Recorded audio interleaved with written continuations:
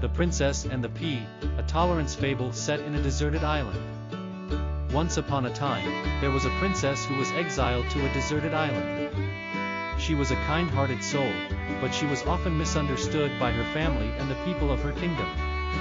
She was desperate to find a place where she could be accepted and happy. One day, while exploring her new home, she stumbled upon a very small pea. The pea was so small that it was barely visible in the sand. The princess was particularly fascinated by the little pea, and she decided to take it back to her shelter. When she arrived, the princess placed the pea on the floor and sat on a chair to observe it. She noticed that the pea was a bit different from the other peas she had seen in her kingdom. It was a bit smaller, and its color wasn't quite the same.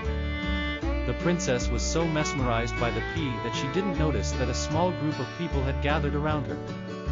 They were all curious about the pea and what the princess was doing with it. The princess, who was still mesmerized by the pea, didn't even notice the people around her. After a while, one of the people asked her why she was so interested in the pea.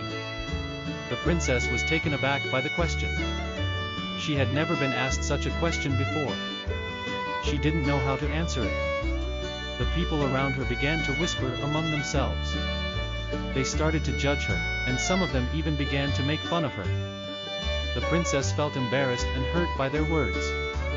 She wanted to run away, but she also wanted to stand up for herself. She took a deep breath and said, "This pea is different from the others, and I like it. Everyone is unique in their own way, and we should all be accepted and respected, no matter how different we are." The people around her were surprised by her words.